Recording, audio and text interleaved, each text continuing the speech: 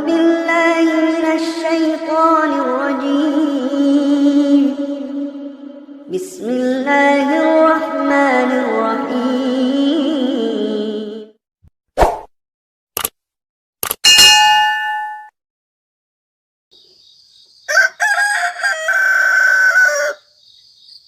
Assalamualaikum warahmatullahi wabarakatuh.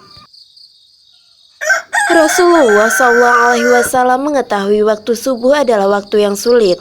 Seorang muslim bila dibiarkan begitu saja akan memilih mengistirahatkan dirinya sampai matahari terbit dan meninggalkan sholat wajib. Karena itu Rasulullah SAW mengkhususkan sholat mulia ini dengan keistimewaan tunggal dan sifat-sifat tertentu yang tidak terulang pada sholat lainnya. Banyak sekali keutamaan yang didapat di waktu subuh. Salah satu keutamaannya adalah Rasulullah SAW mendoakan umatnya yang bergegas dalam melaksanakan sholat subuh, sebagaimana yang disebutkan dalam suatu hadis. Ya Allah, berkahilah umatku selama mereka senang bangun subuh. Hadis riwayat Tirmizi, Abu Daud, Ahmad, dan Ibnu Majah. Waktu subuh adalah waktu yang paling baik untuk mendapatkan rahmat dan ridho Allah.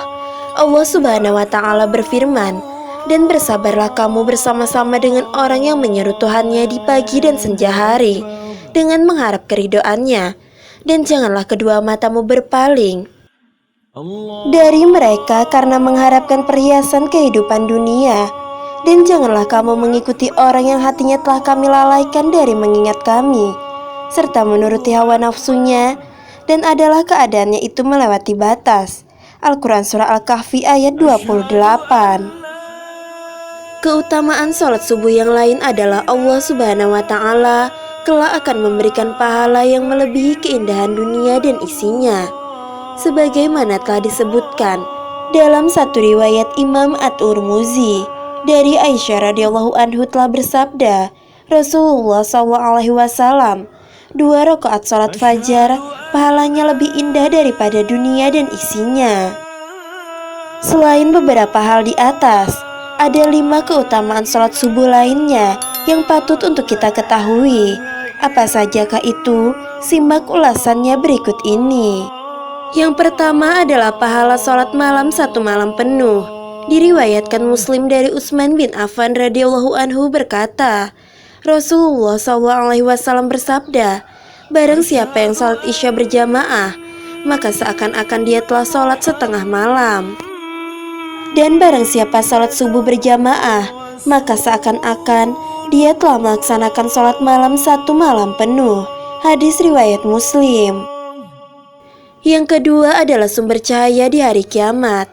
Sholat subuh merupakan sumber dari segala sumber cahaya di hari kiamat. Di hari itu, semua sumber cahaya di dunia akan padam. Matahari akan digulung, ibadahlah yang akan menerangi pelakunya. Yang ketiga adalah surga yang dijanjikan. Diriwayatkan dari Abu Musa al-Asy'ari radhiyallahu anhu, ia berkata, Rasulullah SAW bersabda, barang siapa yang sholat 2 waktu yang dingin, maka akan masuk surga. Hadis riwayat Al-Bukhari. 2 waktu yang dingin itu adalah sholat subuh dan sholat asar. Yang keempat adalah melihat Allah. Mereka yang menjaga sholat subuh dan asar dijanjikan kelak di surga akan melihat Allah Subhanahu wa Ta'ala. Hadis Rasulullah SAW yang diriwayatkan Bukhari dan Muslim dari Jarir bin Abdullah radhiyallahu anhu yang artinya, kami sedang duduk bersama Rasulullah SAW ketika melihat bulan purnama. Beliau berkata, sungguh kalian akan melihat Rob kalian sebagaimana kalian melihat bulan yang tidak terhalang dalam melihatnya. Apabila kalian mampu, janganlah kalian menyerah dalam melakukan sholat sebelum terbit matahari dan sholat sebelum terbenam matahari, maka lakukanlah. Hadis riwayat Al-Bukhari dan Muslim. Yang kelima adalah berada di bawah lindungan Allah Subhanahu wa Ta'ala. Rasulullah SAW memberi janji, bila sholat subuh dikerjakan, maka Allah akan melindungi siapapun yang mengerjakannya seharian penuh. Hadis yang diriwayatkan dari Jundab bin Sufyan, Rasulullah SAW bersabda, Barang siapa yang menunaikan sholat subuh, maka ia berada dalam jaminan Allah. Maka jangan coba-coba membuat Allah membuktikan janjinya. Barang siapa yang membunuh orang yang menunaikan sholat subuh, Allah akan menuntutnya, sehingga ia akan membenamkan mukanya ke dalam neraka. Hadis riwayat Muslim, At-Tirmizi, dan Ibnu Majah.